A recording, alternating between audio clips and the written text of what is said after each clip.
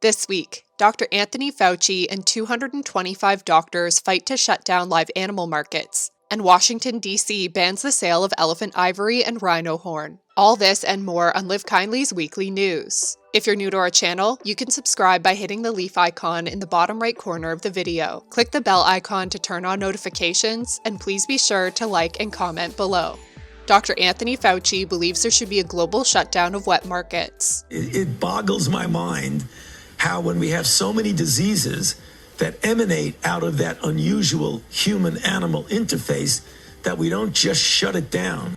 The American physician and immunologist is one of the nation's leading coronavirus pandemic experts. "I think we should shut those things down right away," Fauci said on the Fox and Friends morning news show. Fauci also emphasized the importance of following the Centers for Disease Control's recommendations to prevent the spread. This includes wearing a cloth mask and maintaining a 6-foot distance from others in public. The public health ways to avoid getting coronavirus are very similar to those to avoid influenza. And that is, particularly as simplistic as it sounds, washing your hands as frequently as you can.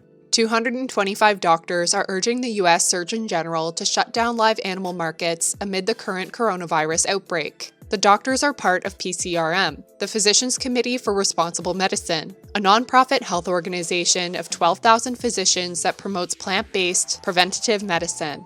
The PCRM filed the petition on April 7th.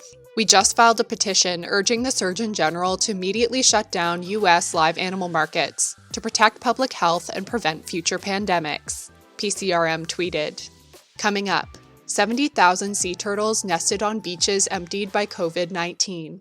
Restaurants can now sell 5-pound bricks of vegan burger meat directly to customers amid the current coronavirus outbreak. Impossible Foods announced on LinkedIn that the Food and Drug Administration relaxed its labeling rules to allow direct-to-consumer sales of Impossible Foods' raw, plant-based meat. We know the last few weeks of the COVID-19 health crisis have been unimaginably difficult for our partners, with many shifting to takeout and delivery. We've heard from many of you that during this time you'd like to sell Impossible directly to your guests to cook at home, and now you can, the company said. Due to the FDA's flexibility, all operators are eligible to sell the Impossible Burger 5-pound bricks, quarter-pound patties, or third-of-a-pound patties to customers, it added. More than 70,000 olive ridley sea turtles were seen nesting along the coast of the eastern Indian state of Odisha. According to Business Insider, the sea turtles did not partake in their annual nesting last year, while some sources attribute the absence of olive ridleys to factors like natural disasters. Others say lockdowns and stay-at-home restrictions ordered for COVID-19 have allowed the sea turtles to nest undisturbed by humans. Odisha is one of the largest mass nesting sites for the olive ridley. The sea turtles also nest along the coasts of Mexico and Costa Rica. The last time we saw daytime nesting of olive ridleys along this site was in 2013. Usually, they come onto the beach for nesting only during the night. This March was special for us as we saw the species visiting the site at night and even during the day in equally good numbers. Amlan Nayak, District Forest Officer in Berhampur, Odisha, told Manga Bay, India. Although the olive ridley sea turtle is the most abundant of all sea turtles found in the world, it is still listed as vulnerable by the IUCN Red List. Vegan microbrewery Revival Coffee and Donuts is on a mission to satisfy the growing demand for vegan food, particularly vegan sweets. The British bakery just created a giant vegan donut. Seriously, it's bigger than your head.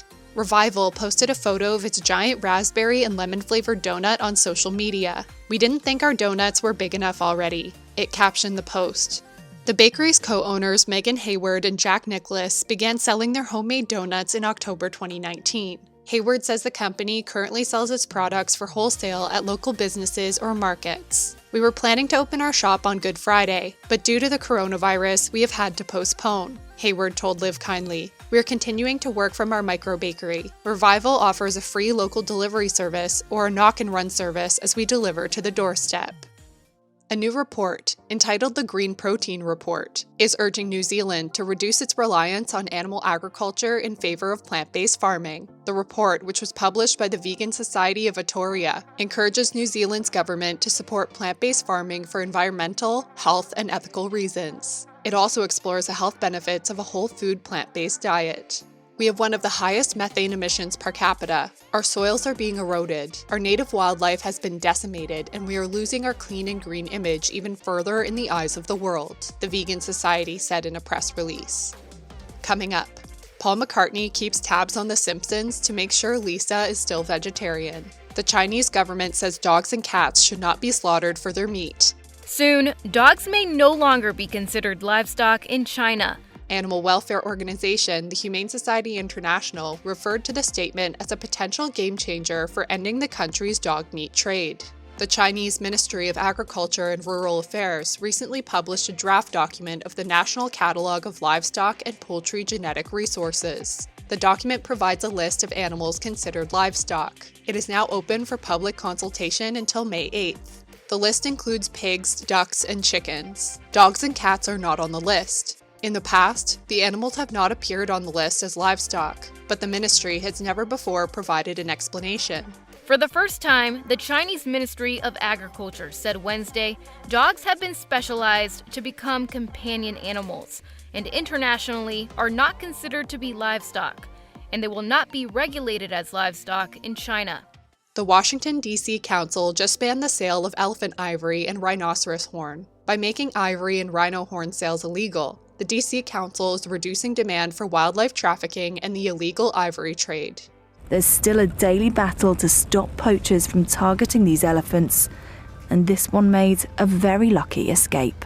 The Elephant Ivory and Rhinoceros Horn Trafficking Prohibition Act is significant to the rapidly dwindling elephant and rhinoceros populations. D.C. Voters for Animals said in a press release, "Wildlife poaching has put these animals in jeopardy, yet ivory and rhino horn are still legal in D.C. The federal government prohibits importing goods from endangered animals. However, these policies do not regulate commerce within a state. Many other cities and states across the U.S. independently banned ivory and rhino horn sales. But this also contributed to D.C.'s booming ivory market." It's just not an animal problem anymore. It's an animal and people problem. While the elephants live in other parts of the world, this is a United States problem.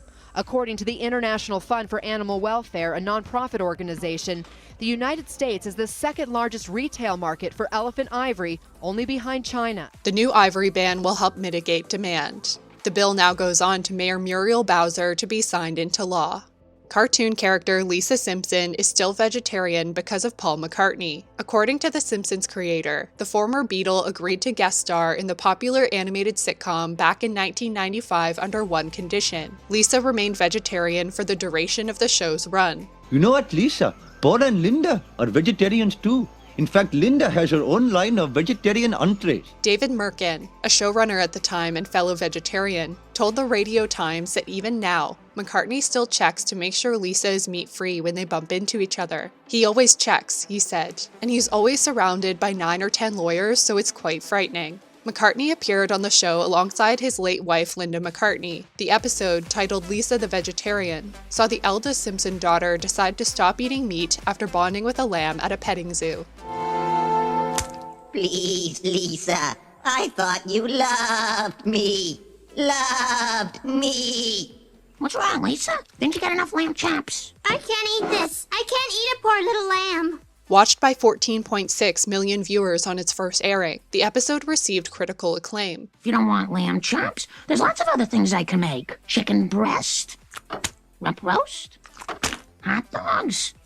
No, I can't. I can't eat any of them. It won an Environmental Media Award for highlighting environmental issues, and the Humane Society's Genesis Award for highlighting animal welfare issues. Rumor has it that Ireland-based food company Kerry Foods is going to launch vegan chicken fillets, ham, and mince under its Richmond brand. Popular Instagram account Vegan Food UK made the announcement. The ham will supposedly come in these varieties: smoked, unsmoked, breaded ham slices, honey roasted ham slices, wafer thin ham slices, and thick sliced ham slices, it said. Vegan Food UK added, "This information was sent to us by one of our sources, but we await official confirmation of Richmond." Richmond launched vegan sausages made from soy protein in UK retailers last year due to growing consumer demand for meatless options. Richmond is one of Kerry Foods' longest-standing brands, but we're constantly looking for ways to innovate and meet the demands of consumers, said Dawn Spencer, Kerry Foods' director. We're focusing on the flexitarian consumer that likes the taste and texture of meat while looking to cut their overall meat intake, Spencer added. That's it for today. What do you think about the call to shut down live animal markets? Let us know in the comments below. Remember to subscribe and hit the notification bell. We'll see you again next week for Live Kindly's weekly news.